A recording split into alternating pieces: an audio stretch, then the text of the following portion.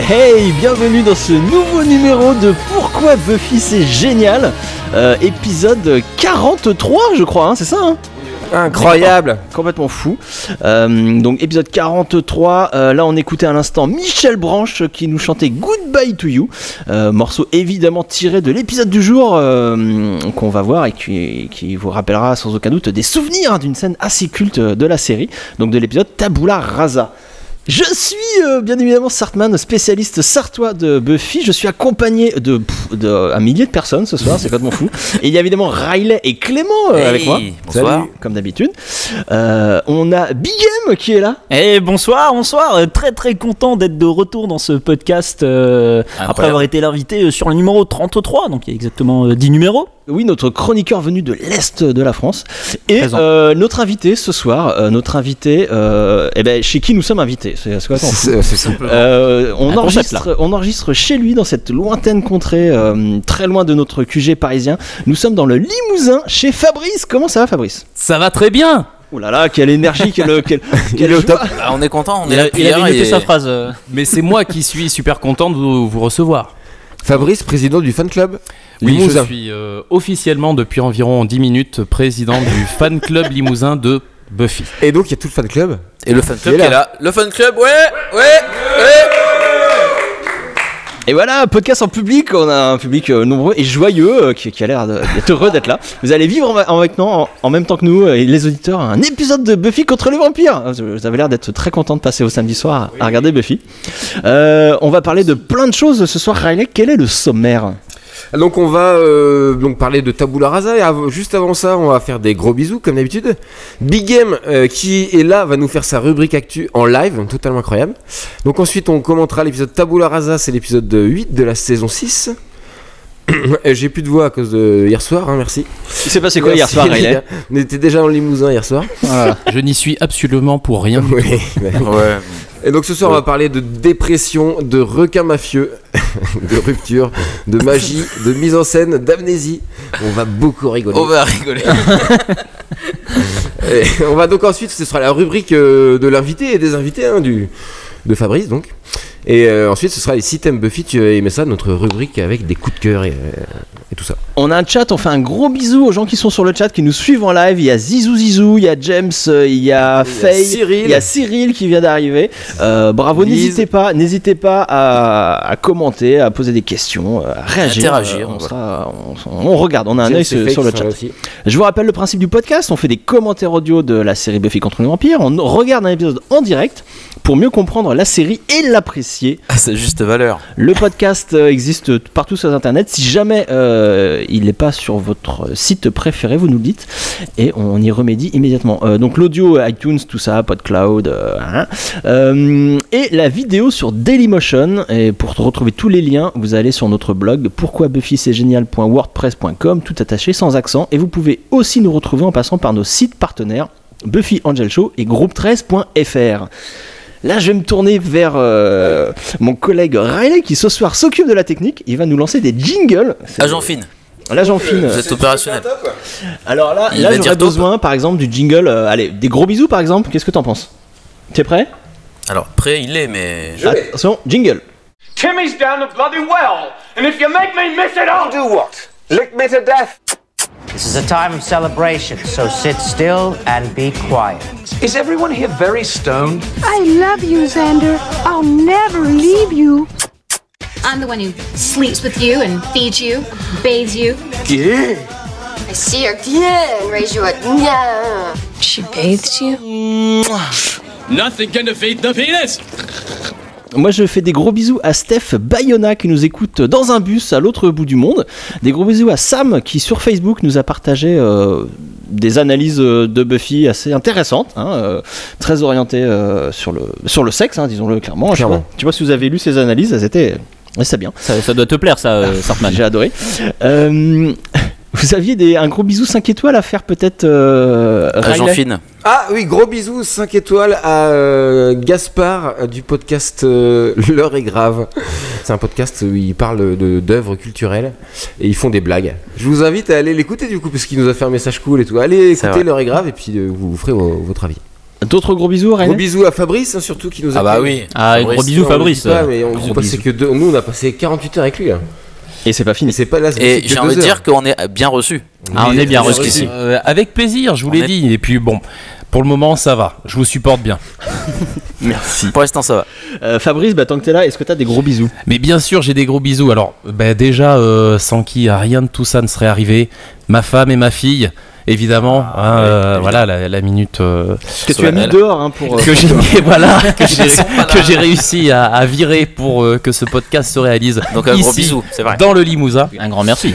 Et puis j'en profite pour faire un gros bisou à tous les membres du fan club du Limousin qui sont présents ce soir. Vraiment. Et aussi à Sarah qui se reconnaîtra, ainsi que Aziz. Gros bisous. Oui, Bigam prend la parole. Ah oui, gros bisous. Roman entier de gros J'ai bisous. des gros bisous, bien évidemment.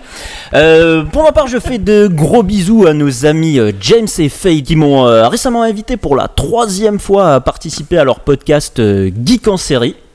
Et tout ça également accompagné de Yael, à qui je fais de gros bisous également par la même occasion. On s'est bien amusé, c'était très cool. Clément, des gros bisous? Vite fait pour Nicolas Brandon, quoi. On lui fait un petit bisou quand même. Allez, courage. Transition incroyable, parce que si vous n'êtes pas au courant, Nicolas Brandon, c'est donc l'acteur qui interprète Xander dans notre série préférée. On va parler de lui dans la rubrique Actu, qui arrive juste maintenant, et c'est parti pour le jingle. The world's gonna want to know about Buffy. You had sex with Giles? Does he mention the cheerleaders? Because we were on. Twice? Hey, Jonathan, over here. Quick photo, please. Shot. Another Couple one? more. The prophecy. 5 people have died. In a car crash. Murder? What murder? You're not here about the review? God, doesn't anyone write in to praise the cheerleaders?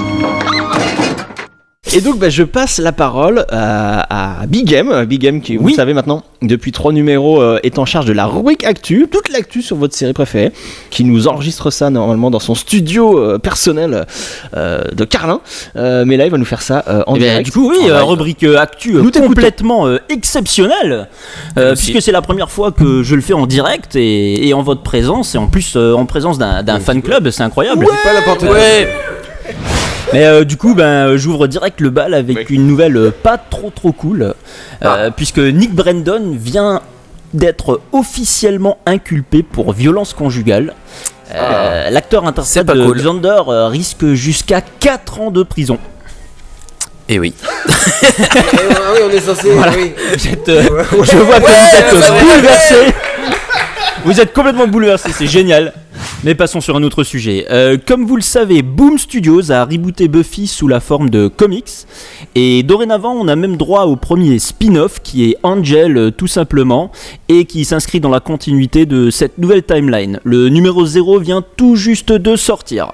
Les travaux pour la nouvelle série de Joss Whedon, The Nevers, avancent. En effet, le scénariste réalisateur Kevin Lau, que vous connaissez évidemment. Tout à fait. Oui. Voilà, il a travaillé sur des séries comme Damnation ou Lovecraft Country sur HBO. Ah oui. On a vu, hein, bien sûr.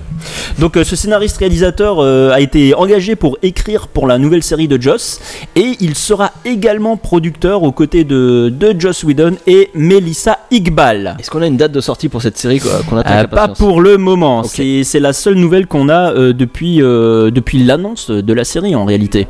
Et puis ça y est, ça je suis sûr que ça va vous enchanter, mais le film Kim Possible avec Alyson Hannigan a été doublé en français, à découvrir donc sur Disney Channel. D'accord, ce mec est un troll donc. Alors, j'explique aux gens, la semaine dernière il m'a fait une news sur Alyson Hannigan qui était en tournage, apparemment c'était très important, et j'ai eu l'audace de couper cette news au montage, donc j'ai l'impression que c'est une petite vengeance que Big Game se fait, et voilà, à chaque rubrique il voudra placer une info sur Alyson Hannigan que tu aimes beaucoup, hein, je crois, c'est ça? Ah, je l'aime d'amour, c'est la femme de ma vie. Alors la news suivante s'il te plaît. On termine déjà cette rubrique Actu, mais avec un gros point sur la convention Buffy 3, Once More With Feeling. Le lieu a été dévoilé, la convention se déroulera donc les 12 et 13 octobre prochains à l'Evergreen Hotel à Levallois-Perret, comme les éditions précédentes. On est content, on adore le Valois. On y a été, ouais, c'était cool. Les 2 derniers guests ont été annoncés, ce qui boucle maintenant la liste des invités. Du coup, pour résumer, on retrouvera donc Dagnecker, Andrew Ferchland, James Leary, James Masters, Mercedes McNabb et les deux nouveaux sur la liste, Rudolph Martin. Oh, mais qui est cette personne? Dracula. Dracula dans Buffy, dans le premier épisode de la saison 5. Donc Absolument. Et Robbie Ascott qui revient donc après avoir été présente à la première édition. Qui est cette personne? C'est donc l'interprète de Jenny Calendar. Voilà, on la connaît sous le nom de Robbie à la morte. Robbie à la morte, oui, pardon, j'ai dit Robbie Ascott, mais c'est son nouveau nom. Voilà, je me disais. Ben merci, c'est la fin de la rubrique. C'est la fin de la rubrique pour cette fois. À la prochaine. Merci Big M, c'était une rubrique encore une fois. Tu rentres chez toi là? Impeccable. Tu peux rentrer. Tu restes là quand même. Voyage vers l'est. Allez, ciao. Et Bisnack Schmoll. C'est super, une très bonne rubrique d'actu. Tout de suite, on va passer à l'épisode du jour. I'm Cowboy Guy. I am the Dark Lord of Nightmares. Ooh, gang, did you hear that? A bonus day of Class Plus Cordelia. Mixed in a little rectal surgery, and it's my best day ever. Stop touching my magic bone. What do we do if it doesn't work? Kill us both, Spock. I swear, one of these times you're gonna wake up in a coma. Wake up in a... Oh, never mind. Donc ce soir, on va parler de Tabula Rasa, qui s'appelle Tabula Rasa en VF. C'est complètement génial. Incroyable. C'est bien traduit. Épisode 8 de la saison 6. Tabula Rasa, qui signifie quoi, Riley? C'est littéralement table rase, qui est un concept philosophique épistémologique selon lequel l'esprit humain naîtrait vierge et serait marqué, formé et impressionné au sens d'impression sensible par la seule expérience. Voilà. Un rapport avec l'expression on fait table rase du passé ou Tout à fait. Je pense, oui. C'est possible. C'est littéralement tabula rasa. Tabula rasa. L'épisode a été. Je croyais que c'était du taboulé, mais en fait pas du tout. Oh là là. Excellente vanne. Il y a des gens qui ont rigolé là, donc moi je suis content. Voilà, c'est bon. Le public t'adore. Le public est fan de ton humour. Moi aussi. L'épisode a été diffusé pour la première fois le 13 novembre 2001. Il a été écrit par Rebecca Kirchner et Steven DeKnight et réalisé par David Grossman. Rebecca Kirchner qui a écrit 8 épisodes de Buffy à partir de la saison 5, notamment Elle Bells. Elle Bells, vous vous rappelez cet épisode? L'accord de non, moi je me rappelle de l'épisode Hell's Bells par contre. Ah oui, d'accord. Okay, ça rajoute connard. Très bien, ça c'est très bien. Et Steven S.D. Knight, qui est aussi beaucoup plus connu et qui a travaillé sur Buffy, sur Angel et même sur les séries Spartacus et Daredevil maintenant. Il continue. Aujourd'hui sur Netflix. Showrunner confirmé. Confirmé, exactement. Un petit pitch? Alors non. Ah, est-ce que vous avez un petit pitch? Non, j'ai pas de petit pitch. Personne n'a préparé un petit pitch? Qui a un petit pitch? Je me souviens pas de l'épisode en fait. Le public? Je me souviens pas de l'épisode. D'ailleurs, j'oublie à chaque fois avoir vu l'épisode. En fait. Qu'est-ce qu'on fait là? Qui êtes-vous? Des trucs, est-ce qu'on a des trucs à ajouter avant de commencer? Bah, qui êtes-vous? Fabrice peut-être. Fabrice a des choses à ajouter, toi, je suis sûr. Ouais, c'est un épisode moi que j'aime beaucoup parce qu'il suit le musical, enfin le Once More with Feeling. Oui, c'est important, ouais. Grosse révélation à la fin de l'épisode précédent, donc forcément, quelles conséquences pour le groupe et aussi surtout pour chacun d'entre eux. Alors moi je précise que cet épisode est classé dans la liste des 16 moments les plus badass de Buffy contre les vampires selon le très sérieux site 20minutes.fr. À juste titre. De le préciser. James précise que c'est son épisode préféré carrément. Voilà, super épisode. Je crois qu'on est prêt. On est prêt? Je crois qu'on Allez, c'est parti. On va dire top. Il va dire top. Alors attention, c'est Fabrice qui est en charge ce soir. C'est un podcast exceptionnel. Hein. C'est grosse pression. En charge de la télécommande. Attention. Chez vous. Attention. Munissez-vous de votre justement. Comme Fabrice, munissez-vous de votre télécommande. J'ai juste besoin d'un petit peu de mes fans là. Un peu de réaction là. Un peu de réaction. Est-ce que vous êtes prêts pour cet épisode fantastique? Ouais. Allez, c'est tellement nombreux. Qui c'est qui fait le décompte? Je veux un décompte. Je vais le faire. On va le faire tous ensemble. Allez. Chez vous, vous êtes prêts? Vous avez lancé l'épisode et on va le commenter tous ensemble. Ici, on va le faire à Limoges avec le public en délire et mes 4 collègues. Attention, on lance l'épisode dans 3, 2, 1. Top. Il a dit top. Il a dit top. Et c'est Alors, parti. Petite animation du DVD. Voilà, et l'épisode commence. Attention, c'est parti. Et c'est parti par le Previously, on commence qui nous dit en gros que tout le monde fait de la merde en ce moment à Sunnydale. Xander et Anya veulent se marier, c'est improbable. Spike mise des chatons au poker. Buffy n'assume pas ses responsabilités de grande sœur. Tara et Willow sont au bord de la rupture. Tout va bien, c'est parfait. Et bien évidemment, le summum de la mauvaise décision, Buffy et Spike qui se sont embrassés à la toute fin de l'épisode précédent. Alors oui, je suis désolé, je vais le préciser tout de suite pour les nombreuses Puffy qui nous écoutent, hein, j'en suis sûr. Il y en a. Moi, je suis pas du tout fan de cette relation entre Buffy et Spike. Je trouve que c'est une relation nocive, hein, entre deux personnes qui sont un peu malheureuses, hein, et ça les rendra encore plus malheureux. Alors bien sûr, c'est une relation nécessaire, hein, pour grandir, pour dépasser un certain traumatisme, mais c'est un peu toxique quand même. Et heureusement, c'est temporaire. Est-ce que vous voulez lancer un débat là-dessus ou est-ce qu'on est tous d'accord ? On est plutôt d'accord, hein, là-dessus. Moi, je suis complètement d'accord. Ouais, enfin, c'est un débat qui va dans la direction plutôt Spike ou Angel. Je pense que. Oula. Ah ouais, voilà, c'est un débat. Mais là, en tout cas, 3 heures, surtout pas Spike. Et priorité au direct, donc on retrouve le début d'épisode classique, hein, dans le brouillard, la nuit, dans un cimetière avec une jeune femme qui s'y balade seule, et on retrouve une fausse piste, hein, qui nous fait penser que oui, la relation est bizarre. La fausse piste, c'est qu'au début, Buffy a peur, se retourne et brandit un pieu face à Spike. Elle refuse cet amoureux dans un premier point, elle le craint même, et surtout elle refuse de parler du baiser qu'ils se sont échangés. Spike poursuit la tueuse pour en parler, et elle ne veut pas. On peut noter aussi qu'on est dans un vrai cimetière. Ouais, dans le change. Angelus Rosedale Cemetery à Los Angeles. Vous savez que souvent dans Buffy on était sur le parking de la production qui était aménagé en cimetière. Là c'est un vrai cimetière avec des grands arbres, c'est assez super. Priorité direct, il y a un requin de la mafia. Arrive un requin de la mafia, c'est pas une métaphore, hein, c'est vraiment un requin, hein, donc c'est assez rigolo. Il me semble. Bah ça va même plus loin que ça, hein, puisque Teeth, comme on l'appelle, ce qui est au passage n'est qu'un surnom, hein, parce que son vrai nom est Broos, comme on l'apprendra plus tard dans l'arc After the Fall des Comics Angel. En tout cas, Teeth est donc un usurier, et vous savez comment on dit usurier en anglais ? Un shark. Loan shark, littéralement le requin du pré. Le design n'est donc pas du tout choisi au hasard, mais il est dégueulasse. Peur, hein. Oh, si, le design est dégueulasse. Oui, il est dégueulasse. D'accord. On dirait un méchant démon qui est littéralement ce qu'il représente. Oui, voilà, il n'y a pas de subtilité, c'est affiché quoi. Oh, mais il y a du gaffeur dans le dos pour pas. non, mais ne regarde pas ça. C'est n'importe quoi ce maquillage. C'est vrai que. Oh les gars, on va foutre un requin. Est dégueu, mais le personnage est drôle quand même. C'est une parodie de la mafia. Il en fait des caisses. J'aurais voulu m'acheter une villa Malibu, etc. Voilà, on est dans le cliché du mafieux. Du coup, un requin quoi. Voilà. Moi j'aime bien. Moi c'est 40 chatons en fait.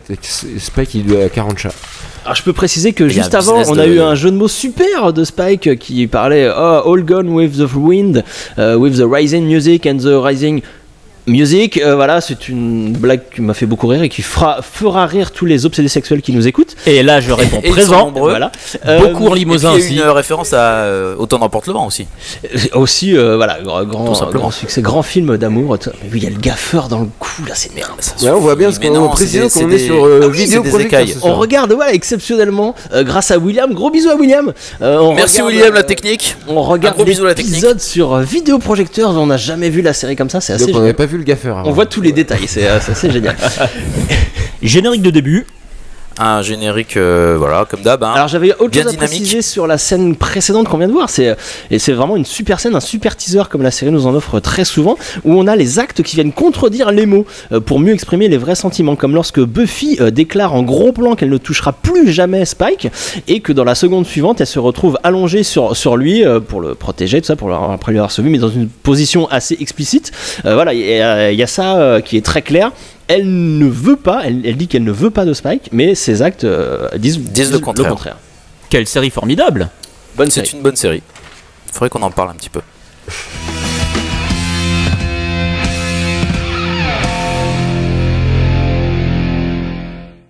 On arrive donc, première séquence de l'épisode après le générique, on est chez Xander et Anya, donc c'est la soirée, une grosse soirée de dépression chez les Harris, parce que Xander, Anya, Tara et Willow ont du mal à encaisser la nouvelle qu'ils ont appris dans le dernier épisode, la nouvelle que Buffy était au paradis quand elle était morte.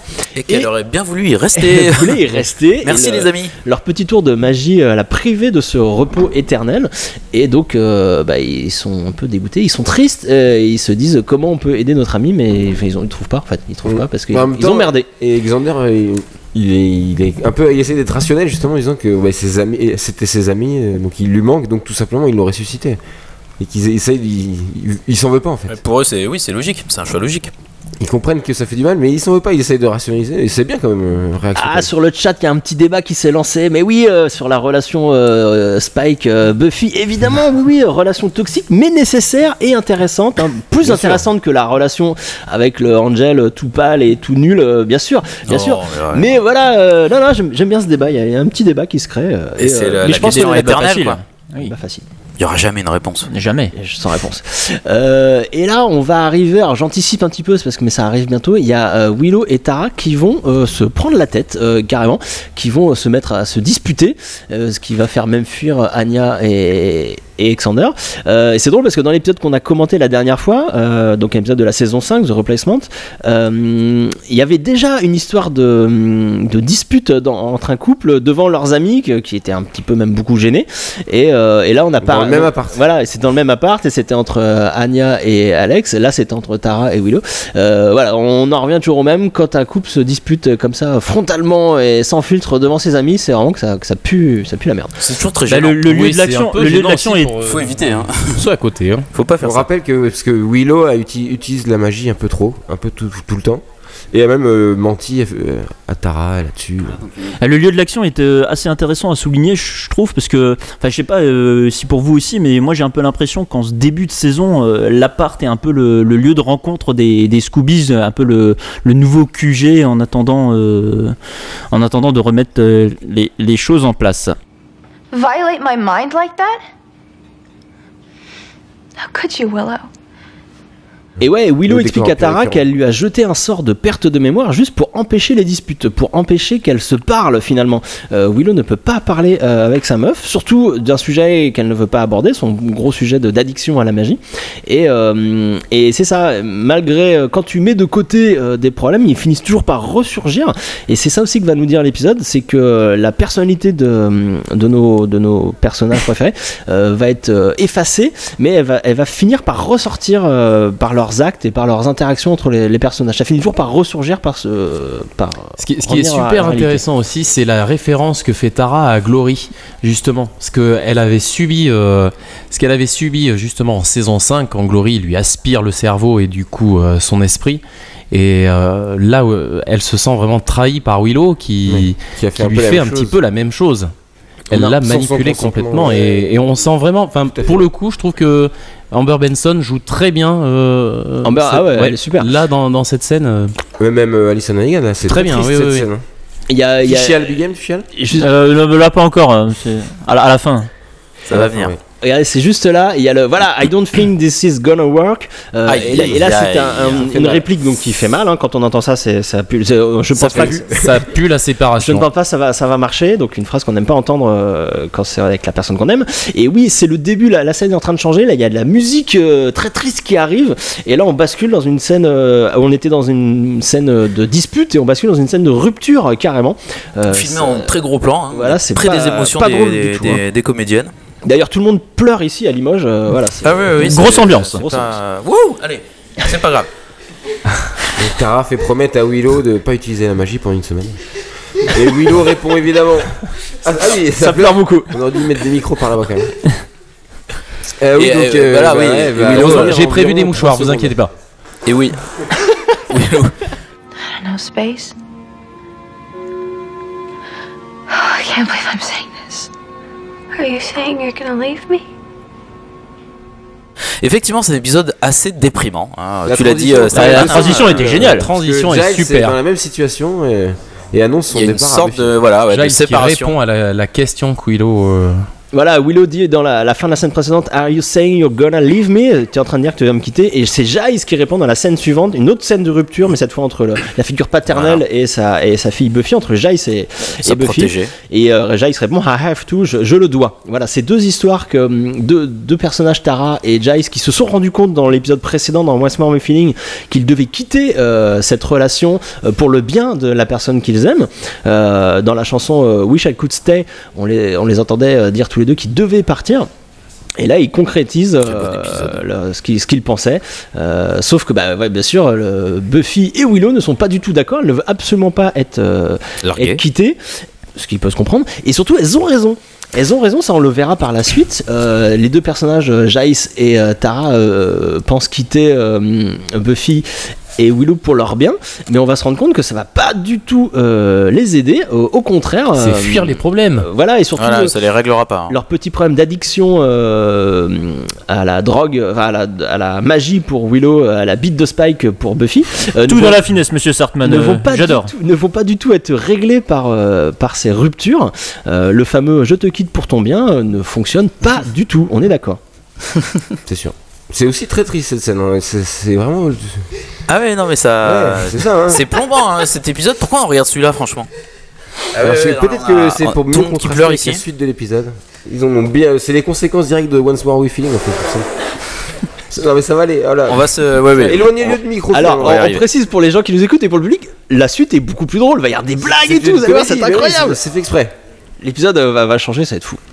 Voilà, donc là Willow va utiliser la magie. Il sera de nouveau très triste à la toute fin. Voilà, on va ascenseur émotionnel pendant ces 42 minutes qu'on passe ensemble.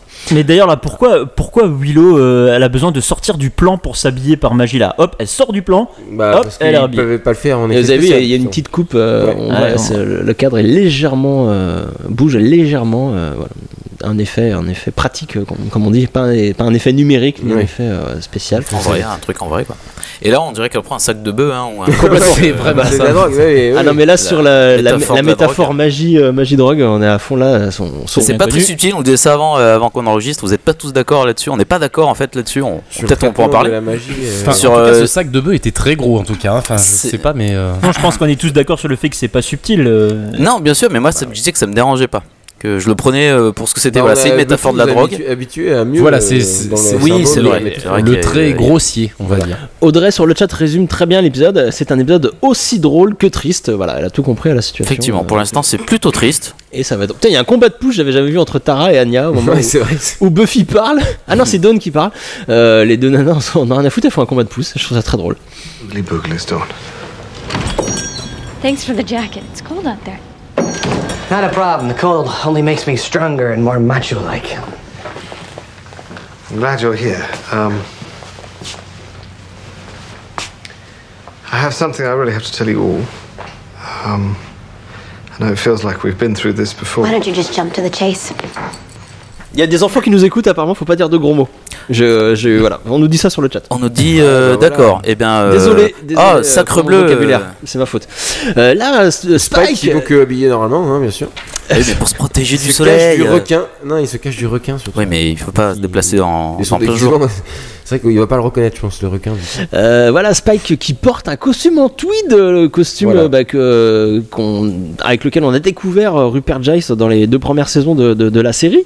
Et c'est drôle parce qu'il porte le même costume qu'il portait dans Restless, dans Cauchemar, l'épisode c'est vrai, dernier épisode de la saison 4, qui faisait déjà un lien entre Spike et Giles en tant que père et fils. Exactement. Et oui, tout à fait. Et bah c'est exactement ce qui va se passer, vu qu'il s'est déguisé en bibliothèque anglais.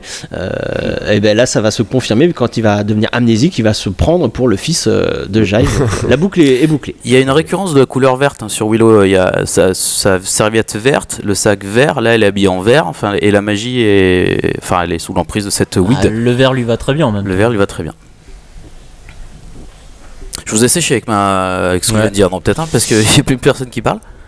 On peut continuer, cela dit, on peut continuer ce qui est écrit sur le là c'est au bord de la rupture. Il est parti en laissant le sac du coup devant la cheminée. Erreur de débutant. Ouais, c'est un peu. C'est vrai que là, on aurait pu ranger, surtout si elle est censée faire ça en secret. Bon. Ah ouais, mais il faut bien que l'épisode avance. Hein. Alors que la nouvelle scène... c'est l'étincelle, pardon, c'est la fameuse étincelle qui déclenche tout le truc, quoi. Voilà, littéralement, l'étincelle. Le dernier film Avenger, si vous l'avez vu. C'est vrai. On parle d'Avenger. Oui, les petites choses. Alors, priorité au direct, le char magique. Voilà, c'est le petit truc qui a déclenché tout. C'est une espèce de effet papillon. Non. Et oui, alors bah voilà, il s'est passé un truc. Tous les personnages viennent de s'endormir comme par magie. Ah oui, tour de magie. C'était à la fin de l'acte 1. Le début de l'acte 2 commence. Il fait nuit. Il y a eu donc une ellipse. Tout le monde s'est endormi. Et l'épisode bascule dans le monde de l'occulte. Donc il fait maintenant nuit. Les monstres vont arriver. Et les problèmes vont commencer pour nos amis. Lesquels vont-ils être, ces problèmes? On ne sait pas. Il y a un faux raccord scandaleux. Buffy se réveille pas du tout au même endroit où elle s'était endormie. Non, mais c'est parce qu'elle bouge la nuit. Ah, tu veux dire qu'elle est endormante qui bouge, il y a des gens qui gémissent, c'est comme ça.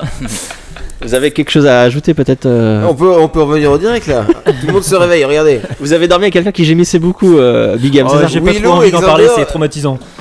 Xander quand fait les caisses évidemment quand il se réveille. Là aussi, pareil, ça c'est un plan quand même qui est étonnant quoi. Anya et Giles enlacés. Qui va du coup avoir des répercussions sur tout le reste de l'épisode où ils vont penser tout ce début là. Ils vont penser être un couple. Pareil pour Willow. Spike est un peu le bouffon. Ouais, c'est assez bien réalisé comme ça. Tout le monde se réveille chacun l'un avec après différents l'autre. plans qui sont sympas pour chaque personnage. C'est bien et filmé. Dawson est complètement perdu. Tous une signification différente. Exactement. Quoi. Le réveil de chacun a des répercussions sur ce qu'ils vont penser de la suite, de ce qu'ils font par la suite.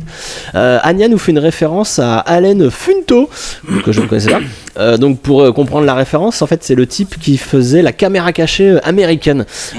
Donc c'est pour ça elle pense être dans une espèce de caméra cachée parce qu'elle ne connaît personne, elle ne sait pas d'où elle vient. Voilà. Marcel Béliveau américain. Complètement Marcel Béliveau américain, tout à fait. Donc, moi ce qui m'a beaucoup plu c'est que tout de suite Buffy se dirige vers Dawn. Il y a ce lien filial qui est là alors qu'elle ne sait pas. Elle a ce feeling directement, ça c'est hyper intéressant. Je trouve que c'est vraiment la continuité avec la saison 5 pour le coup. Et Dawn est super effrayée. Moi je trouve que sa réaction un peu exagérée. Vous trouvez pas que c'est un peu non, elle est logique. Si peut-être, mais la question n'est pas là. C'est comme c'est un personnage qui débarque littéralement dans la série. Là elle se réveille. Mais qu'est-ce que je fais là? Non, c'est logique. Tout à fait.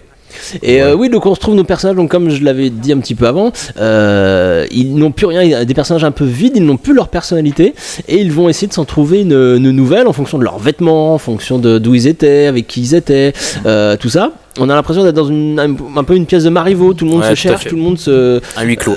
Essaye de se costumer, d'être quelqu'un qu'il n'est pas, et à la fin, la vraie personnalité des gens finit toujours par ressortir, hein, comme chez Marivaux, et comme à la fin de l'épisode de Buffy, le naturel revient au galop.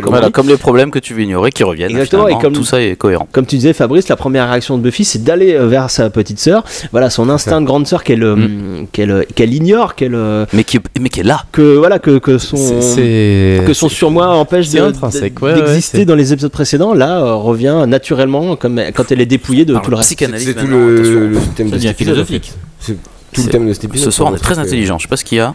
Peut-être parce qu'il y a des gens qui nous écoutent. You Englishmen are always so bloody hell. Sodding, blimey, shagging, knickers, bollocks. Oh God, I'm English. Welcome to the Nancy tribe. You don't suppose you and I... Donc il y a Randy Giles bientôt. Fabrice, tu es subjugué par le. Je vois que je suis désolé. Regarde attentivement l'épisode. C'est beau à voir. Je ne commente pas beaucoup. Je suis désolé. Alors, on se rend compte que lui et Giles sont des points communs. Si on voudrait faire un peu de mauvais esprit, si on veut un peu critiquer cet épisode, on peut dire que le concept est quand même cool, hein, de ces personnages qui perdent la mémoire, mais que l'épisode est peut-être pas très très bien placé dans la série, même dans cette saison, parce qu'il arrive juste après Once More Feeling, juste après un épisode très fort. Et surtout qui servait aussi à ça, où le fait fantastique servait à révéler des choses que les personnages refusaient d'avouer.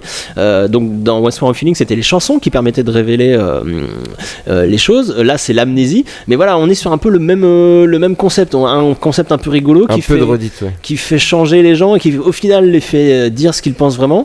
Et bah là, on a exactement pareil. Juste après, c'est peut-être un petit peu dommage d'avoir placé cet épisode juste après la comédie musicale. Tout à fait. Ouais, mais Halloween aussi. Ce cadre-là, ouais, on vient de voir le cadre de Tara juste avant, où elle était toute petite dans le cadre, tout loin de Willow. C'était intéressant ce choix de cadre. Voilà, on vient de le voir encore. Voilà, alors qu'elle a des interactions avec Willow, on la place volontairement très très loin d'elle. Elle a l'impression d'être toute petite, tout loin, éloignée, et surtout seule dans le cadre un petit peu. C'était exactement un choix intéressant. Il y avait la solitude dans la mise en scène. Parce que pour rappel, elles sont en train de se quitter, hein, toutes les deux. Elles se séparent. Ça arrive. Hein. Et ici, Spike pense qu'il s'appelle Randy. Là, c'est génial. Ouais, on notera aussi que dans la version française, le nom ridicule de Randy Giles est remplacé par Candide. Alors, je rappelle que Candide ou l'optimisme est une œuvre de Voltaire de 1759, pardon. Oui, Merci Big M. Ouais, je vous en prie, ça m'a quelque peu marqué, j'ai eu ça au bac de français. Je reviens, Sartman, sur ce que tu disais par rapport au fait que l'épisode est un peu mal placé. Après, moi je trouve que finalement il enfonce le clou. Oui, voilà, c'est ça, exactement. Ouais, il enfonce le clou, donc bon, ça fait peut-être un peu redite, mais il est hyper nécessaire. À ce moment-là, on sent vraiment que là, la rupture est inévitable entre Willow et Tara. Et puis c'est absolument inévitable. Le faire dans un pur épisode de comédie comme ça, c'est génial. Parce qu'à partir de là, c'est hilarant tout le reste de l'épisode quasiment. Oui, là, c'est ce qu'on a pas dit. Juste après des choses très graves. C'est ce qu'on a pas vu, c'est nos personnages qu'on connaît très très bien depuis 6 ans.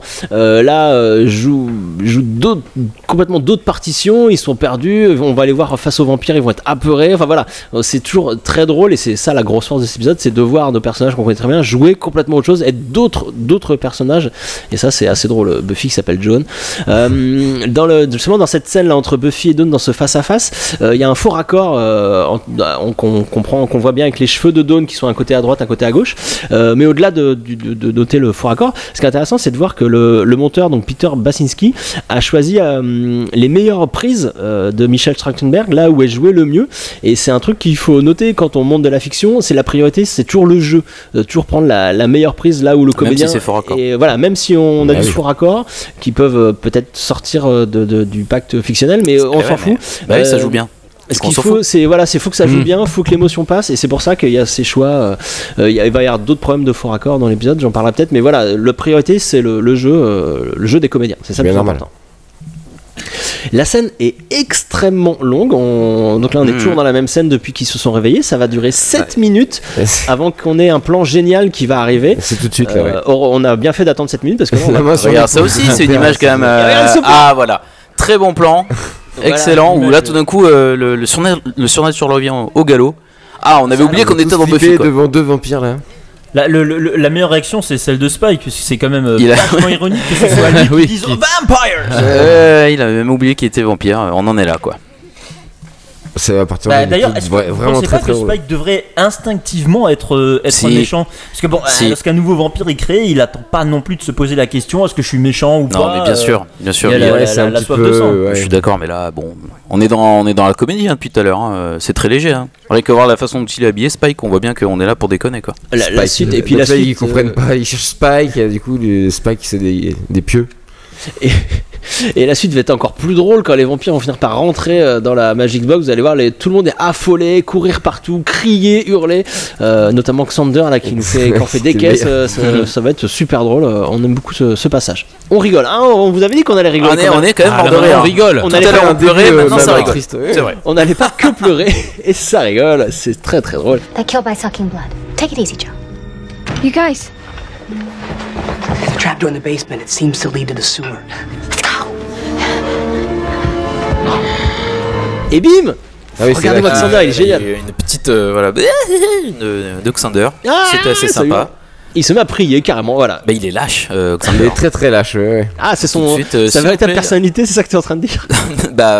Non, c'est pas ça que je dis, mais ça m'étonne pas qu'il le fasse quoi. C'est un épisode où on revient aux sources. Ils sont ce qu'ils étaient en tout début de. Bon, pas lui parce qu'il a oublié qu'il était vampire, mais. Ouais, ils sont pas exactement ce qu'ils étaient. Pas exactement ce qu'ils. Non, je me suis mal exprimé. Et totalement vierge justement. Et l'instinct naturel de Buffy, donc son instinct de tueuse, revient. Fait surface également, revient naturellement, sans réfléchir. Tiens, elle Stay away from Randy. C'est très bon. Stay away from Randy, ouais, pas mal. Elle plante un pieu dans le cœur du vampire sans savoir ce que ça pouvait provoquer et se rend compte qu'elle a des super pouvoirs. Et ça, c'est assez cool. D'ailleurs, regardez dans le plan suivant, je sais pas si c'est Dawn qui exprime sa fascination ou si c'est Michel qui se retient de se marrer en fait. Attention, on va le voir là, après la phrase de Buffy. J'ai l'impression qu'elle va péter de rire on a d'un instant à l'autre. C'était peut-être le plan d'avant. On a une autre fan de Limoges apparemment qui n'est pas dans cette pièce mais qui est sur le chat. Gros bisous. Très bien. Buffy Sassa. À Anne-Elisabeth. Anne-Elisabeth, gros bisous. Et donc il y a plusieurs Limougeaux de fans de Buffy. Tu n'es pas tout seul. Je ne suis pas tout seul. Le fan club est présent dans son intégralité. Fun club que tu présides d'ailleurs. Bien sûr, oui, président. La cotisation est de combien par an? Très cher, mais là je vais revoir parce qu'on a besoin, on a des gros. Il y a des fuites dans la salle de réunion. On va faire le barbecue. On a de grosses nécessités là pour cette année, donc. Donc voilà, il s'est passé plein de choses. Il y a un vampire nul qui est allé faire un rapport au requin nul. On retourne dans la Magic Box et là Buffy a un plan. Et voilà, elle dispatche le groupe, elle prend les choses en main. Naturellement, finalement, pareil, ça revient.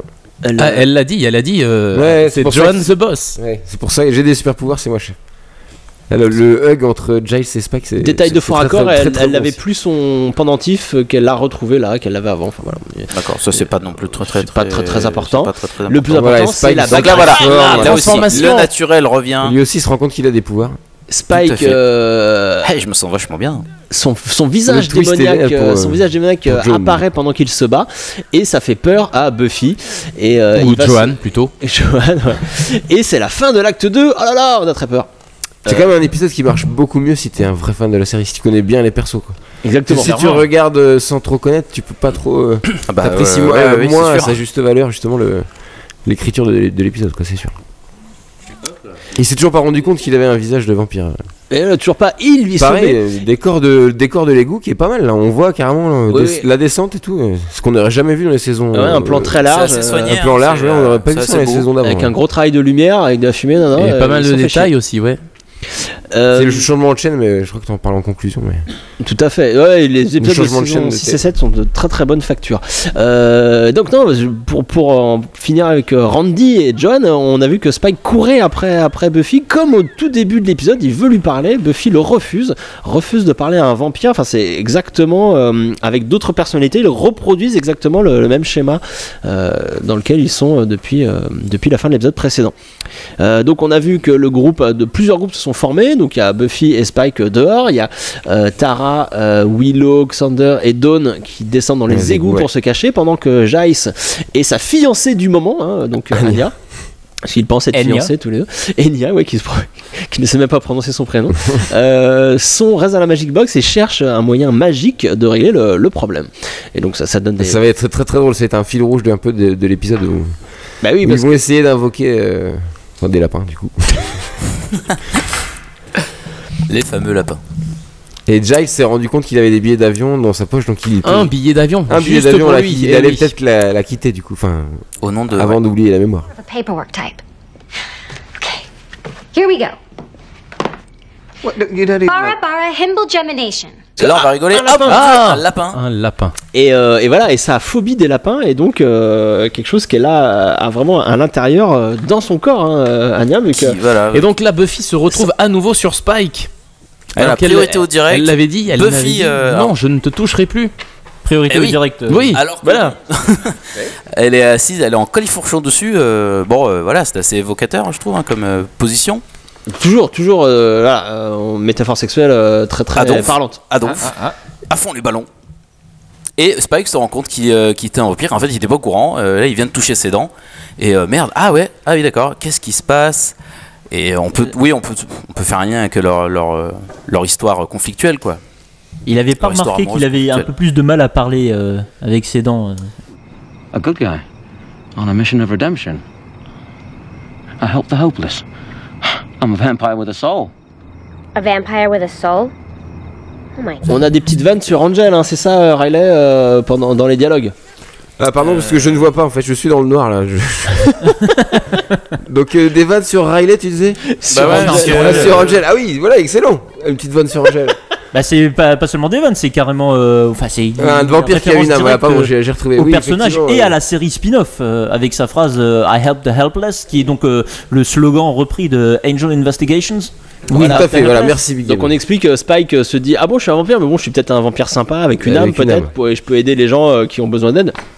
Et voilà, c'est un petit pic. Et Buffy lui dit mais non, mais c'est nul un vampire que ça. Et voilà, petit pic envoyé à Angel. Il y avait ce plan incroyable où les vampires débarquent dans le jardin. Je sais pas trop pourquoi, mais moi ça me fait étrangement penser à Chaos Bleeds. J'ai envie de prendre une pelle ou quoi et de taper les vampires à ce moment-là. Le jeu vidéo, donc on tape des vampires avec une pelle. Xbox, c'est ça. Exactement.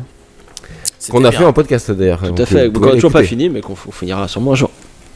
Bon alors oui, c'est effectivement un épisode sympathique, hein, avec des moments très drôles et tout. Très drôle. Mais au final, il se passe pas grand chose, hein. Les personnages n'évoluent pas. Bah oui, forcément, ils sont amnésiques. Là, il y a un scène plan de tension sexuelle. Il y a une tension sexuelle énorme entre Tara et Willow. Un plan très très long où le son, c'est juste de la respiration très forte. Et puis de musique et tout. Voilà, et ça dure longtemps. Un super jeu de regard aussi entre les deux actrices. Voilà, là, ouais, si on n'a pas compris la tension sexuelle. La tension est palpable. Pendant, il y a une autre sorte de tension dans la Magic Box. De lapins maintenant. Invasion de lapins. Le ciel démoniaque là. Le ciel vert, hein, oui, je le rappelle. J'allais le dire. Merci, Big Up. I never know what you're talking about. Lou, Shag, Brawley, what the hell is all that? What? There's no way that you could remember me saying any of those words. Bugger off, you Brawley. En tout cas, on voit que le budget de la série a augmenté parce que pour avoir autant de lapins dans une seule scène, c'est quand même énorme. C'est compliqué de tourner avec des animaux, bien sûr, des animaux sauvages. On le sait. Le requin ne se bat pas du tout, du coup. Bah, il fait que regarder, comme un vrai parrain de la mafia. Bros, c'est son nom. Bros. Pif. Alors on nous écoute de toute la France, hein, sur le chat. Il y a Ingrid qui nous écoute depuis Saint-Cyprien plage. Salut Ingrid. La France entière de Buffy nous écoute, c'est formidable. Pendant ça, la Buffy des vampires à la boîte aux lettres se bat contre des vampires, ça tombe bien, c'est son boulot. Mais voilà, elle n'a pas non plus. Elle se rend compte qu'elle a certaines capacités quand même. Et surtout des super réflexes quand même. Sympa. Ça c'est très sympa avec le squelette. Jace est en train de se battre contre un squelette. Tout droit sorti, Jason et les Argonautes. C'est une référence directe, voilà, au film Jason et les Argonautes, un film pas terrible, mais qui est resté à la postérité grâce à cette séquence à ses effets spéciaux, film de 63. De Ray Harryhausen. De gros effets spéciaux. Et non, je trouve pas que c'est une référence à Evil Dead 3. J'ai vu ça dans le conducteur, je m'assure. Bah si, à la fin il y a des squelettes aussi dans Evil Dead 3. Oui, bien sûr. Mais enfin bon. Je sais pas que c'est pareil. À Jason. Ouais, bah c'est puis c'est carrément Jason, bien sûr. Pendant ça, venant de Giles, quoi, qui est plutôt vieille école. Tout à fait. Mais j'aime beaucoup. Alors ici aussi, on a une référence directe à Willow elle-même, puisqu'elle dit la phrase I think I'm kind of gay, qui est précisément la même phrase qu'elle dit dans l'épisode de Doppelganger. Ah oui, avec le double. Exactement. Le double maléfique. Dixie's so great, kind of jerk. And I feel compelled to take some vengeance on you. Pensant la Jace se prend des coups de livre. Voilà, il se dispute. Le couple se dispute, c'est très drôle. Il lui annonce qu'il la quitte. Parce qu'il a un seul billet d'avion. Ça fait une demi-heure qu'ils se connaissent. Voilà. Ils sont incapables de jouer la comédie en fait. Voilà, et pareil, toujours le naturel qui revient. Anya a parlé de vengeance pendant cette scène.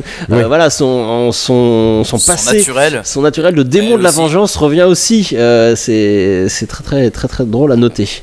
Et il y a Sam qui parle d'Evil Dead 3 aussi sur le chat. Hein. Pour lui aussi. Alors est-ce que les squelettes d'Evil Dead 3 sont pas aussi une référence à Jason et les Argonautes? Plus au BD de Richard. T'as sûrement raison. De Richard Corben, je crois.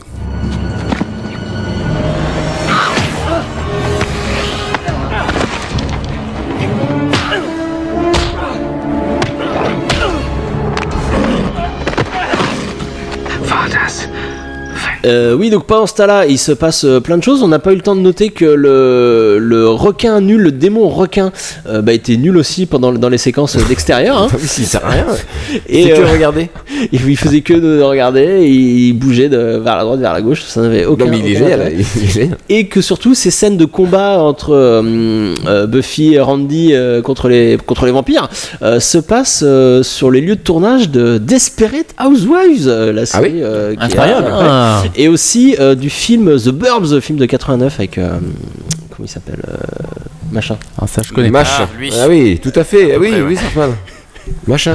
Truc machin. Ah oui. Avec Tom Hanks. Tom Hanks. The Burbs. Vous connaissez The Burbs? Non, je me souviens pas. Les banlieusards en France. Ah bien sûr. Non, toujours pas. Ah oui, mais si, oui. Je me souviens de Big. De Joe Dante, je crois. Mais ça, oui, Joe Dante. Et alors le baiser entre Jace et Anya. Encore une surprise. Ah oui, parce que gros bisous. Anya qui embrasse Jace. Voilà, Anya qui dans cette saison va embrasser seulement les trois personnages masculins principaux de la série, quoi. Bien joué Anya. Elle s'embête pas. Et on pouvait noter aussi le diminutif par lequel elle l'appelle Jace, Rupert Jace, elle l'appelle Rupi. Rupi, c'est mignon, c'est pas mal. Rupi. Je trouve que ça lui va bien de la part d'Anya de dire ça. Rupi. Ouais, exactement. Petit Rupert. Et pendant que sa meuf est en train de fricoter avec un vieil anglais, Xander donc se bat contre des vampires, il arrive même à en tuer un. Et au même moment, son autre meuf du moment, parce que pour rappel, lui et Willow pensaient être en couple, Willow commence à fricoter avec Tara. Sauf que là, bim, twist incroyable. Xander marche sur la pierre magique. Sur la pierre magique. Et la qui met fin au charme. Et voilà, le tour de magie est terminé. Tout le monde retrouve la mémoire. Comme ça, comme par magie. Et là, tout d'un coup, qu'est-ce que vous faites, Rupert? Anya est un peu étonnée. Et tandis que Buffy et Spike sont dans leur élément finalement, en train de se battre dans la nuit, entre eux, contre des vampires, enfin bref. Ici on revient à une situation normale. Ici aussi. Évidemment. C'est un autre concept là, Joan de Vampire Slayer, ça aurait pu être lancé, ouais. Mais non. On va dans les égouts, retour aux égouts, c'est gros malaise. Et là c'est génial parce qu'il n'y a aucune réplique quasiment à part Alex qui a dit un truc, mais il n'y a plus de musique. Tout le monde a compris ce qui se passe quoi. Et que Willow a bien merdé. Ils ont, tu crois qu'ils comprennent tout de suite ou ça Bah oui, ils comprennent tout de suite parce qu'ils ont la mémoire du. Je pense que les regards ne trompent pas. Ils se souviennent en fait de ce qu'ils viennent de faire. Ouais, ok. C'est vrai. Là, il fait sa référence à King Ralph justement. On a noté qu'au moment où Buffy retrouve la mémoire, elle se prend un gros coup de pied et tombe dans les pommes. Elle se marre. C'est très drôle de noter que dans la série, enfin à ce moment-là aussi, on nous dit en permanence que la vie, il n'y a pas plus nul que la vie de Buffy. En Joan, elle était presque mieux que finalement en Buffy. Quand elle retrouve sa vie de Buffy, la première chose qui lui arrive, c'est de se prendre un gros pain dans la gueule. Et là, c'est pas une métaphore, hein, voilà, c'est vraiment un vrai coup de poing. La vie de Buffy est vraiment nulle du début à la fin. Priorité au direct, est-ce qu'on en parle des télés dans les égouts? Ah bah oui, peut-être c'est un délire de chef déco. Moi je pense que mon interprétation, je pense que Buffy est un univers partagé avec les Tortues Ninja. D'accord. C'est possible, c'est une théorie, qui se tient. You're an odd duck, Mr. Spike. Fighting your own kind. Retour sur ce requin qui est toujours aussi incroyable. Finalement. Il est nul. Avec ce jeu un peu, effectivement très caricatural. Là, il joue à la Joe Pesci. Joe Pesci, exactement. C'est ce que je me disais. Il fait le mec qui a peur parce que maintenant il propose à Spike, il lui dit bon ça, tu me paieras plus tard et tout. Parce qu'il vient de voir ce que Buffy et lui viennent de faire donc. Il doit éclater toute son équipe quoi. Et voilà, Spike avait une dette envers lui, une dette de 40 chatons. Rappelons, c'était des chatons qui lui devaient. Et d'un coup, la dette n'a plus aucune importance. Parce qu'il a peur, et il vient de les voir se battre. Non mais c'est n'importe quoi ce personnage. Il a peur. Et donc Big Game l'a précisé au début, si malgré tout ça vous avez aimé ce personnage, vous pouvez le revoir dans la BD Angel, dans les comics After the Fall d'Angel. Excellent comics que je conseille. À partir du numéro 3, et il interprète le Lord, le Seigneur de Santa Monica, le fameux, l'opposant donc encore une fois directement à Spike, parce que Spike est le Lord de Beverly Hills si je me souviens bien. Tout à fait. Michel Branch, elle est là, ça y est. Ça y est, elle est là. On arrive déjà à la fin. On est déjà à la fin de l'épisode. Il est passé extrêmement vite. Il faut juste noter juste avant que une nouvelle fois il y a eu un plan super intéressant où Spike tendait la main à Buffy, main qu'elle lui refuse, et la réalisation insiste sur le visage démoniaque qu'a Spike à ce moment-là. Enfin voilà, pareil, lecture très claire. Elle refuse de traîner avec un vampire. On entend elle refuse de traîner parce qu'il a son visage démoniaque. Elle vampire, elle ne veut pas de ce vampire. Et à la place, elle préfère déprimer au bronze, pendant que Michel Branch, donc une chanteuse, chante Goodbye to You. Donc on arrive à la dernière scène de l'épisode, une fin complètement cheesy en mode Dawson's Creek un petit peu. En mode clip. Parce qu'il n'y a plus rien à dire en fait. Tout a été dit là. Chanson d'amour un peu triste. On montre les conséquences maintenant. Et montage parallèle de plusieurs séquences de Tara qui va quitter Willow, de Giles qui va quitter le petit groupe, et de Buffy qui va faire de la merde. Et on a tout ça en même temps. Et au fond du trou là, Willow. Dislocation de la famille. Elle va aller se droguer. Elle fait un peu droguer, Cette position assise dans la salle de bain, ça fait un peu droguer. Et donc Buffy qui voit ce que tu dis quand même. C'est l'image, c'est la mise en scène. Non mais c'est complètement. Mais Joss Whedon a fait refaire la chanson, c'est ça que tu disais tout à l'heure. Alors petite anecdote sur Michel Branch, donc qui connaissait très bien Jesse Tobias. Ah oui. Donc qui était un guitariste de Michel Branch, et Jesse Tobias c'est un super pote de Joss Whedon. Il l'a aidé à faire Once More With Feeling, il l'a aidé à faire d'autres trucs sur la série. Et donc par ce Jesse, Joss a proposé à Michel Branch Branch d'apparaître donc dans Buffy, et vu que c'est un perfectionniste de la musique, Joss, on le sait, il lui a demandé de faire une version live spéciale de ce morceau, donc Goodbye to You, parce qu'il ne voulait pas de la version radio qu'il trouvait trop produite. Il voulait un truc un peu plus simple, pour qu'il soit raccord avec le live qu'ils font dans le bronze. Autre point d'importance, elle dit aussi, la chanteuse, qu'elle du coup elle n'a jamais croisé les comédiens de la série, parce qu'elle enregistrait en fait son live au bronze toute seule, sans ni Sarah Michelle Gellar ni James Masters. D'ailleurs on le voit furtivement quand Spike quitte Buffy, et on voit qu'il n'y a personne sur la scène. Qu'est-ce qu'on peut dire d'autre? Il y avait une main dans une jarre sur le comptoir du bronze, c'était rigolo à noter. Ça valide la thèse du chef d'éco drogué. On peut aussi noter que s'il vous fallait une autre preuve que Charmed est une série nulle, alors que Buffy c'est une série géniale, eh ben il y a un vrai concept là. C'est que Charmed a essayé de faire pareil. Charmed a aussi fait venir Michel Branch pour jouer Goodbye to You dans sa série, sauf que la scène, allez la voir sur internet, elle est nulle, alors que cette scène de Buffy est très très bien. Et là on arrive à la fin de l'épisode, et qu'est-ce qui se passe? Oh non! Ah, ça veut dire c'est pas possible. Moi j'avais adoré. On voit des langues. Il a recraqué. Bah oui, alors, c'est ça. Elle a recraqué quoi. Les fans même du couple sont à donf, forcément. Buffy et Spike s'embrassent comme l'épisode précédent. Voilà. Elle retombe dans cette relation un peu toxique. Là, elle y met les deux pieds, les deux mains, elle y met tout, elle y va. Ah oui, c'est les deux pieds, les deux mains et littéralement et la bouche, tout le reste. Hein. Et on arrive à la fin, l'épisode est déjà fini, ça passait très très vite. J'ai envie de dire, par contre, j'aime beaucoup moi aussi la réaction de Dawn à la fin de l'épisode quand Tara s'en va. Je trouve que elle réagit un petit peu comme une enfant ou une ado, mais elle comprend que c'est une erreur qu'elle s'en aille. Elle comprend que il faut encore se dire des choses et essayer d'aller au-delà et d'aider Willow plus que de la rejeter en s'en allant. On a, j'imagine, encore plein de choses à dire sur cet épisode. On a plein de choses à dire qu'on n'a pas eu le temps de dire pendant l'épisode. Et c'est pour ça qu'on va utiliser la conclusion pour dire tout ça. C'est tout de suite l'heure de la conclusion. Oh my God. It's a sombrero. And it's on your head. Can you believe the Watchers Council let this guy go? Hey, did everybody see that guy just turn to dust? What kind of a monster is he? Crazy freak, vapid whore. Everybody, Giles has a TV. He's shallow like us. Alors oui, la conclusion, qu'est-ce qu'on veut dire? Moi, déjà, on peut dire que c'est bien écrit. Hein, c'est bien écrit en tout cas. On peut parler de la réalisation. Voilà, on l'a évoqué vite fait dans ces épisodes. On peut dire que c'est quand même un épisode assez bien réalisé, même très bien. Donc, comme je disais, suite au changement de chaîne et de budget, on voit que les épisodes de la saison 6 et 7 sont quand même très très très cool, très bien réalisés. Les acteurs sont au top là. Les acteurs sont impeccables. À jouer à contre-emploi comme ça justement. Sur le concept de la perte de mémoire, tout ça, l'idée est géniale. Après, est-ce qu'elle est vraiment super bien exploitée? C'est peut-être ça. Voilà, et puis un peu redite. Moi, je suis un grand fan de la saison 2 et notamment de l'épisode Halloween qui reprend aussi ce principe-là de la perte de mémoire et des personnages qui jouent quelque chose qu'ils ne sont pas. Donc, on a l'impression d'être un peu dans un remake d'Halloween un peu moins bien, moi je trouve. Mais ça reste un épisode de qualité. Et comme j'adore faire des références à Star Trek, bien évidemment, comme je l'ai fait la dernière fois. Et la fois d'avant. Là aussi, on peut dire que le concept de perte de mémoire de tout un groupe est aussi piqué à Star Trek.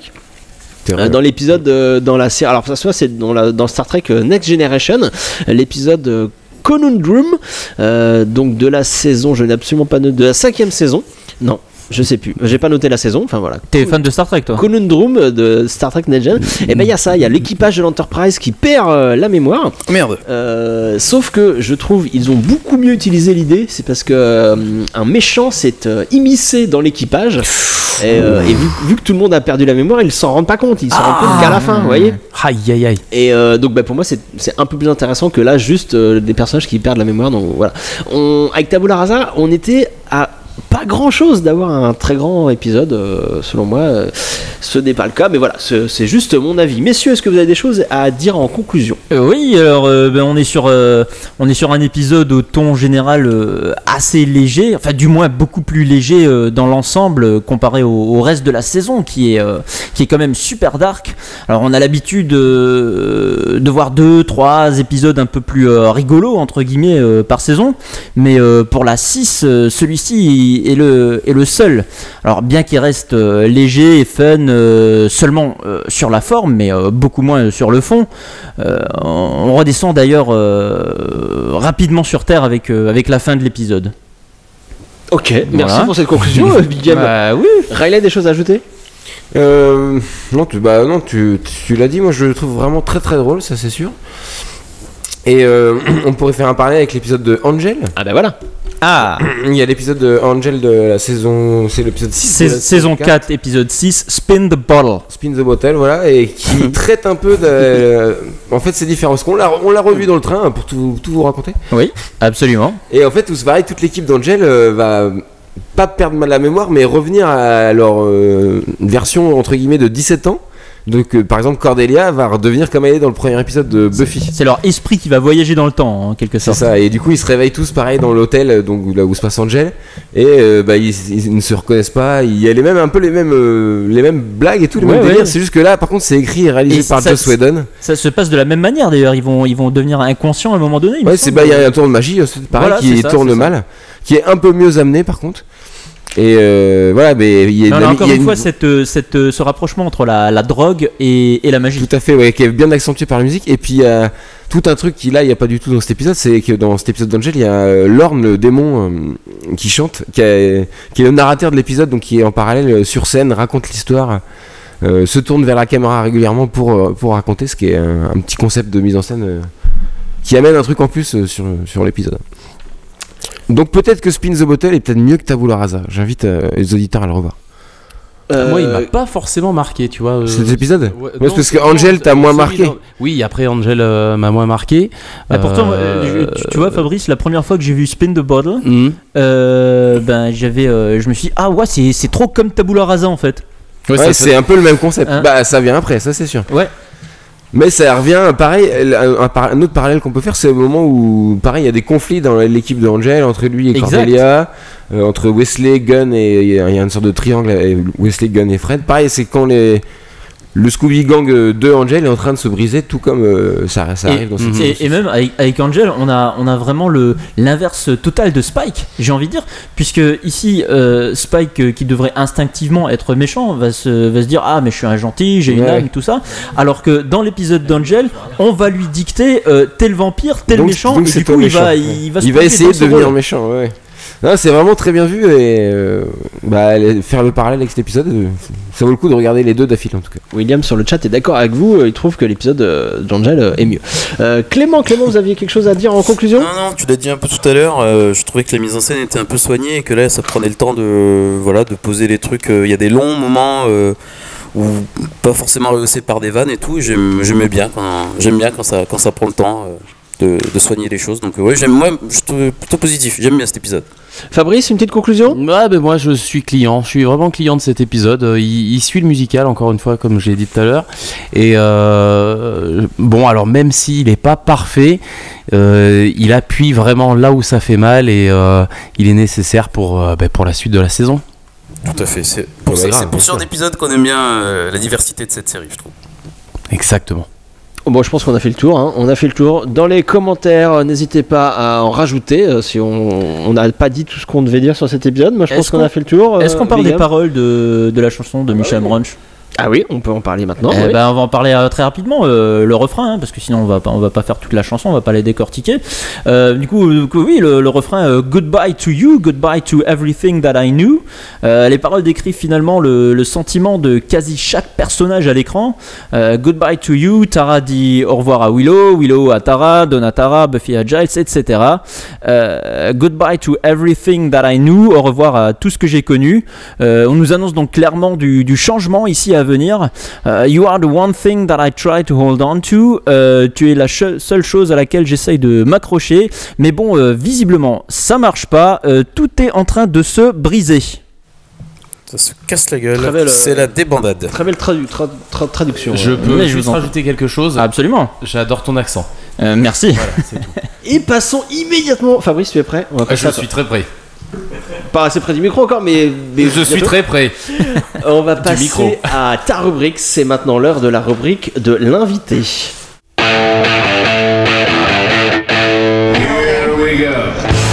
Pourquoi Buffy c'est génial? Mais rien que le nom, c'est le meilleur nom de tous les temps, vous savez ça. Buffy elle est géniale parce qu'elle a des beaux cheveux. Parce qu'il y a des vampires. C'est badass. Eh gros sein, c'est pour ça. Buffy c'est la base de la série télé, c'est la meilleure série télé du monde. Buffy ça me donne du boulot.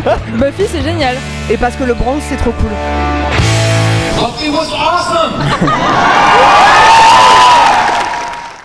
Et donc oui, rubrique de l'invité. Donc c'est avec comme je le dis, le président du fan club Limoujo de c'est moi, le président.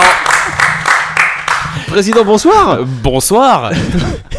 Alors, je tiens juste à dire. Ce fan club existe depuis environ 1h15. Voilà. Oui, les statuts sont passés au journal officiel là, à l'instant. Là. C'est bon, on va faire le vote du bureau. Tout va bien se passer. Donc, tu nous écoutes, je crois. Tu écoutes le podcast. Oui, assez régulièrement. Tu es donc au courant des questions rituelles bien sûr. Par lesquelles on commence l'interview de l'invité. Donc, tu ne vas pas y échapper. La première, c'est quel est ton épisode préféré de Buffy contre les vampires ? Alors moi, mon épisode préféré, c'est The Gift, pour une scène, donc le dernier épisode de la saison 5, pour une scène très particulière. C'est lorsque Giles dit que il va falloir se résoudre à tuer Dawn. Et là, Buffy explique pourquoi elle ne pourra jamais faire ça. Il faut savoir qu'à cette époque, Whedon venait d'être père depuis peu de temps, et je trouve que le discours que fait Buffy, ce n'est pas une grande sœur à sa petite sœur, c'est une mère, enfin un parent à son enfant. Et je l'ai vu des milliers de fois, non, on va dire des dizaines de fois cet épisode, mais la première fois où je l'ai vu depuis que j'ai été papa, je me suis dit, c'est pas possible, là, c'est quelque chose qui me touche. J'en ai presque des sanglots dans la voix tellement c'est puissant, puisque effectivement Buffy dit it's physical, on ne peut pas savoir, je pense tant qu'on n'est pas parent, ce que ça fait de s'inquiéter pour quelqu'un. Ce qui est le cas à ce moment-là pour Buffy vis-à-vis de Dawn. Et est-ce que c'était déjà ton épisode préféré avant d'être père? Ça a toujours été mon épisode vraiment, un peu totem. C'est difficile. Même avant, c'est toujours difficile. Oui, même, même une fois que la série est terminée. Ouais. Après, par contre, j'ai découvert la série avec un épisode. Enfin non, j'étais tombé sur des épisodes, mais là où je me suis dit. Purée, oui, parce qu'il faut pas dire de gros mots. Il y a des enfants qui nous écoutent. Voilà. C'est pas possible. Cette série, elle me parle. C'est pour I only have eyes for you. Heureusement que tu es là, Big M. Voilà. L'épisode 19 de mémoire de la saison 2, où Buffy et Angel sont possédés par des esprits poltergeist. Voilà, tout à fait. Poltergeist. Et cet épisode est parfait. Il est tout simplement parfait. En plus, il y a la chanson générique de départ. Je crois que c'est Splendid qui chante avec le morceau de Charge qui est tellement mélancolique, tellement on ressent là encore une fois le jeu de Sarah Michelle Gellar est parfait, puisqu'on ressent tout le poids du monde et la tristesse qu'elle peut avoir vis-à-vis de sa vie amoureuse qui est chaotique. Mais c'est parfait, t'as cité deux super épisodes qu'on a eu la chance de commenter en plus. Bien sûr, oui. Que les auditeurs peuvent retrouver sur le site en podcast, deux épisodes qu'on a commentés. Ouais, on est d'accord avec toi, deux super moments. Mais après, il y a plein d'autres épisodes. Oui, voilà, j'adore. T'en as déjà cité deux. Alors, j'en fais un petit troisième. Je suis désolé, j'ai pas beaucoup parlé. T'as de la chance d'être chez toi. Allez, je dis Restless. Oui, voilà le dernier épisode de la saison 4 qui est super aussi. Voilà. Comment tu as découvert la série ? Et bien la série, j'étais au collège à cette époque-là et bien sûr grâce à la trilogie du samedi, j'ai commencé à regarder quelques épisodes, voilà, en me disant putain c'est cool, une nana elle est badass et tout, la bande de potes est chouette. Et puis une fois que j'avais vu l'épisode donc I Only Have Eyes for You. Très bien. Là, je me suis dit, il faut absolument que je continue et je suis fan, ça me parle. Ça me parle. Et encore une fois, là, maintenant, 20 ans plus tard, ça me parle toujours, cette série. Ah oui, sur le chat des collègues Limojaude nous disent pareil, Lily aussi qui nous dit que pareil, scène marquante. On nous demande aussi où est-ce qu'on s'inscrit au fan club. Oui voilà. Mais bien sûr, on va réfléchir à ça. J'ai une trésorière toute trouvée en la personne de Chloé. Donc tu en parleras dès que tu auras fixé les tarifs, c'est ça ? Bien sûr, bien sûr. J'aimerais tellement que Chloé qui fait partie du fan club participe. Clément, allez Clément, allez faire le reporter. Allez faire des interviews. Votre épisode préféré, s'il vous plaît. Pour moi, ce sera le dernier épisode de la saison 5 aussi, avec Buffy et Dawn. Ouais. Excellent épisode. Oui, alors sur mon conducteur, j'avais la question suivante, c'était est-ce qu'il y a beaucoup de fans de Buffy à Limoges? Mais c'est vrai qu'on en a déjà beaucoup parlé pendant cet épisode. Nous sommes une armée. On a même découvert du coup des nouveaux cachés sur internet, via le chat. Pour tout vous dire, j'ai jamais vu autant de fans rassemblés dans la même pièce si ce n'était pas en convention. Voilà, vivement la convention Buffy à Limoges. Absolument. Au Palais des Congrès de Limoges, là, grosse convention, faut organiser ça, président. On y sera. On en profite, on est là, on démarre notre tour de France des fans de Buffy avec vous à Limoges. Qu'est-ce qu'il y a d'autre à faire à Limoges? Vendez-nous un petit peu la région, donnez envie aux auditeurs de venir découvrir cette magnifique cathédrale qu'on a vue hier soir, la gare, magnifique gare, voilà. Très très belle gare. Alors, comment tu vois notre week-end ici? Il y a plein de choses à faire. Il y a plein de bonnes bières. Oui, alors les couilles de mouton, ça c'est une spécialité. Le cul noir aussi. Le cul noir, mais bien sûr, c'est une race de cochon. Cochon cul noir, c'est particulièrement. Il y a beaucoup de bières aussi. On est quand même bien amateur de bière. Est-ce que je peux faire un tout petit peu de pub tant que j'y suis? T'es là pour ça, voilà.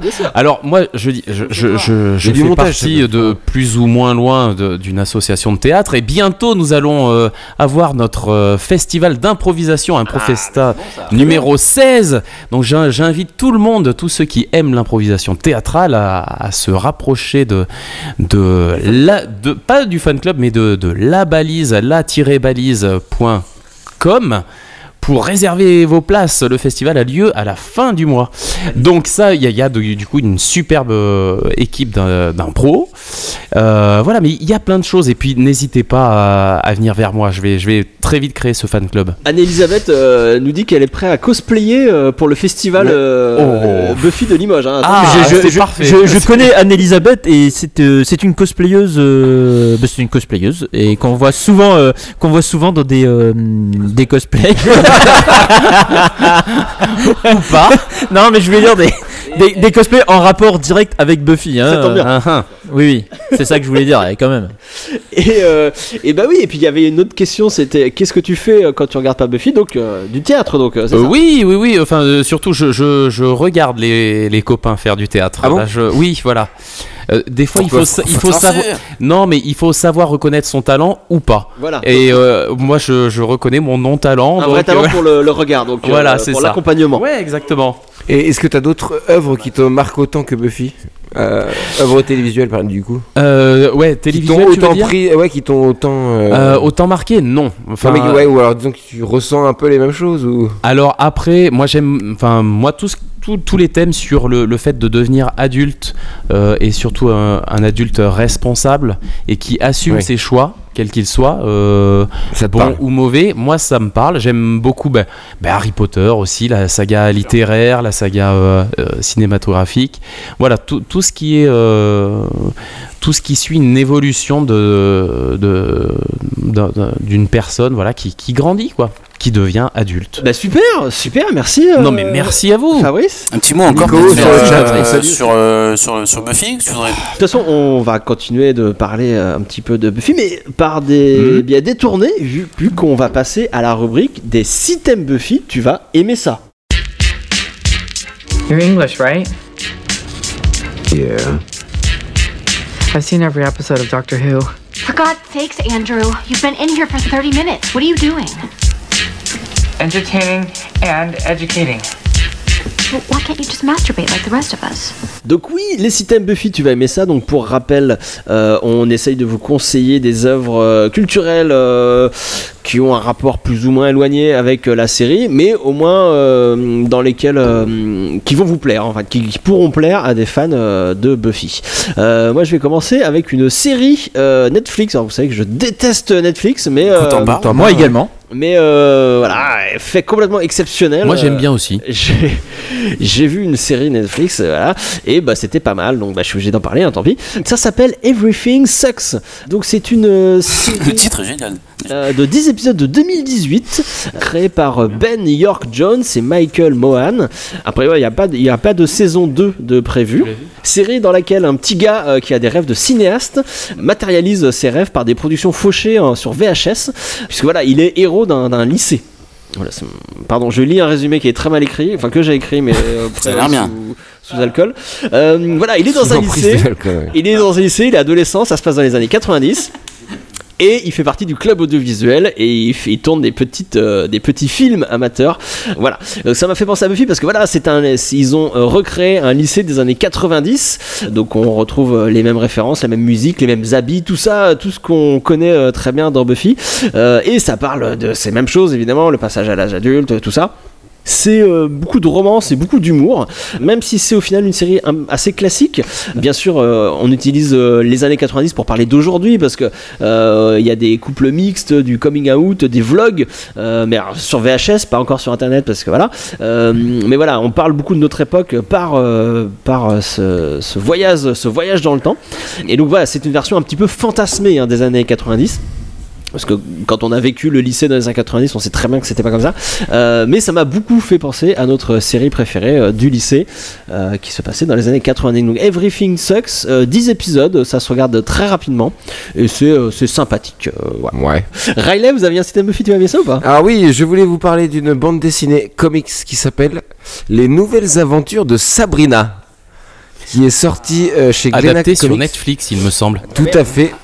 Mais là on va parler de la série donc de BD donc qui a donné BD, effectivement la série Netflix. Donc c'est écrit par Roberto Aguirre Sacasa qui a aussi qui écrit aussi une partie de la série, donc aussi showrunner de la série, et dessiné par Robert Hack. Et donc c'est l'histoire de Sabrina. Vous vous rappelez de Sabrina la petite sorcière? Oui. Quand on était petit. Oui. Bon, le public se rappelle. Et ben là c'est un peu la même histoire avec on retrouve les mêmes personnages, donc Sabrina, ses tantes Zelda et Hilda, et même le chat qui parle, Salem. Sauf que là c'est pas du tout traité de la même manière, c'est traité en mode comics d'horreur, mais comics d'horreur des années 50-60. Ouais, ça a l'air trash. Hein. À la fois dans le traitement du dessin, donc évidemment par podcast c'est fantastique, les couleurs, le traitement des couleurs, c'est violent. Des cases est très à l'ancienne. Mais ça donne vraiment une ambiance particulière à la BD. Et l'histoire, donc c'est l'histoire de Sabrina qui est la fille d'un sorcier et d'une humaine, et qui est donc destinée à 16 ans, elle est destinée à devenir soit une sorcière, soit à accepter son passé humain, donc elle doit vivre une sorte de baptême. Il faut qu'elle fasse un choix. Et il faut qu'elle fasse un choix. Donc c'est tout l'enjeu du début de la série en tout cas. C'est très très proche de Buffy dans le sens où elle doit à la fois. Est-ce que c'est un choix qui est dicté par une société patriarcale? Complètement. Voilà, c'est exactement ça. On y revient. Elle est pas blonde, mais elle est les cheveux très blancs, mais c'est pareil. C'est une sorte de Buffy sorcière quoi. Et elle doit mener sa vie de lycéenne en parallèle de sa vie de sorcière. C'est exactement la même chose. Et elle va apprendre à grandir du coup. Non, voilà, c'est tout. Allez-y, ça fait. C'est pas trop pour les enfants. Hein, n'y allez pas. Pour les enfants qui nous écoutent, qui sont très nombreux visiblement, apparemment. Alors sur le chat, Sam Lenny nous parle d'une soirée le Cha-Cha Club à Lille, la diffusion de l'épisode musical et la présence de Nicolas Brandon, donc apparemment. Hein, donc, bien alors. S'il y a des Lillois qui veulent nous inviter chez eux, ça serait une superbe occasion. Le Cha-Cha Club à Lille. Vous aviez un système Buffy, tu vas aimer ça? Oui, absolument, j'ai un système Buffy, tu vas aimer ça. Alors, vous n'êtes pas sans savoir que je suis loin de dénigrer les parodies, puisque je pense que bien souvent il s'agit d'une certaine forme d'hommage à l'œuvre originale. Alors ce dont je vais parler n'est pas vraiment actuel. On a peur. Vous avez peur, je sais, mais ne vous inquiétez pas. Alors ça s'appelle Banff Girls Club et c'est une web série parodique de 18 épisodes d'environ 5 à 7 minutes chacun. Ça a été diffusé sur YouTube entre 2012 et 2014 sur la chaîne Comediva.